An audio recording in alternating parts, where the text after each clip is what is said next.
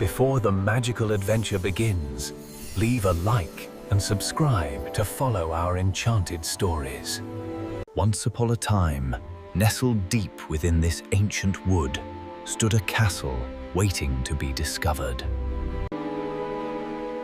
There was once an old castle in the midst of a large and thick wood. In this grey castle, an old Caucasian woman lived all alone. She was an arch sorceress who changed her shape during the day. But when night came, she took the form of a human again.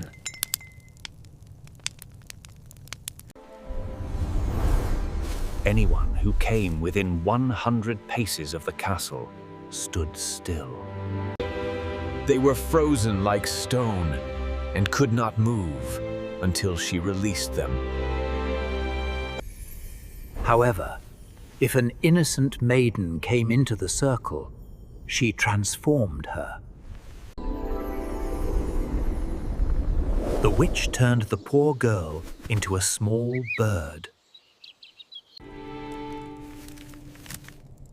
Then she shut the bird into a woven wicker basket.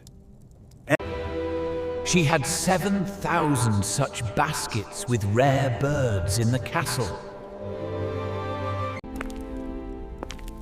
The old witch kept them there and watched over them day and night. They wandered deep into the woods, where the trees grew thick and tall. The sunlight faded away, and deep shadows began to stretch across the path.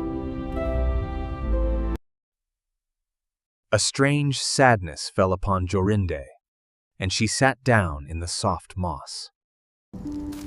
Joringel sat beside her, feeling the heavy silence of the dark forest. Tears streamed down Jorinde's cheeks as a sense of doom filled her heart. Joringel looked around in fear, realizing they had lost their way home. The sun was setting, painting the sky in shades of red and bruised purple. Through the twisting branches, the dark walls of an old castle appeared. They were perilously close to the forbidden fortress where the sorceress dwelled.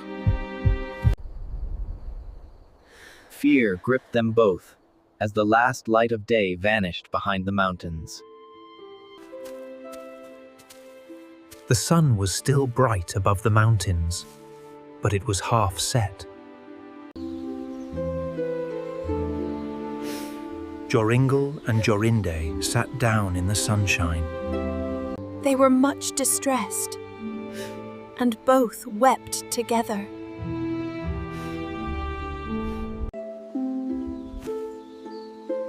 Joringel looked around and saw the old wall of the castle. It was close by, and terror struck his heart.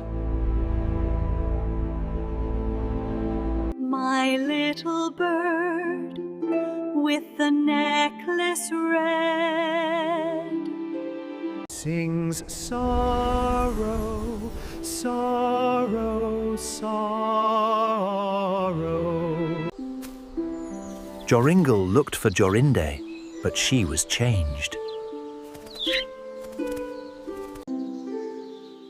A nightingale sat there with a red ring round its neck.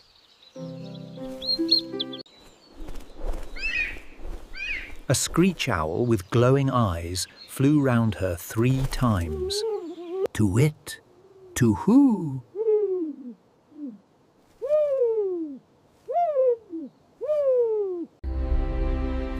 Joringel could not move. He stood there like a stone. He could neither weep nor speak, nor move hand or foot. The sun had now set.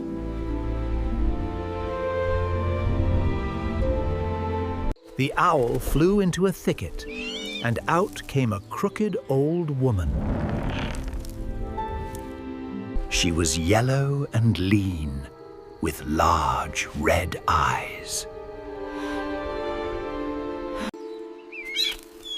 She caught the nightingale and carried it away in her hand. She muttered something to herself and walked towards the castle.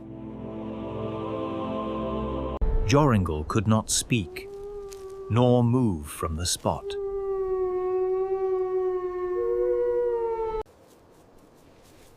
Joringel went to a strange village and kept sheep there for a long time.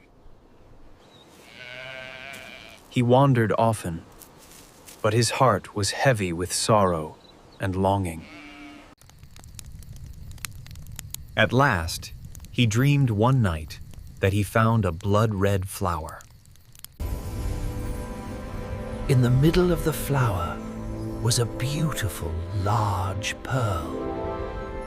In the dream, he freed Jorinde from the enchantment with the flower.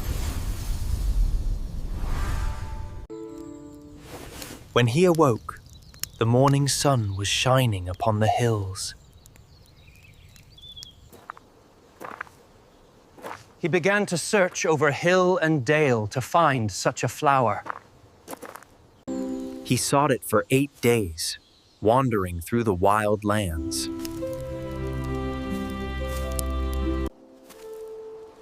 On the 9th day, early in the morning, he found the blood-red flower.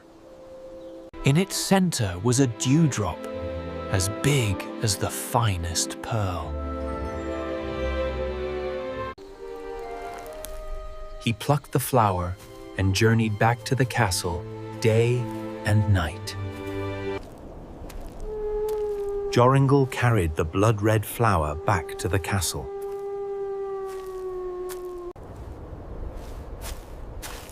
He approached the spot where the magic had frozen him before.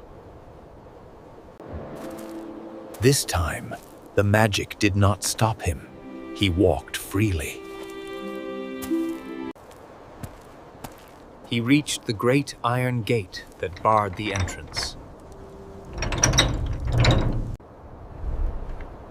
He touched the heavy lock with the magical flower. The gate sprang open, and he stepped into the courtyard.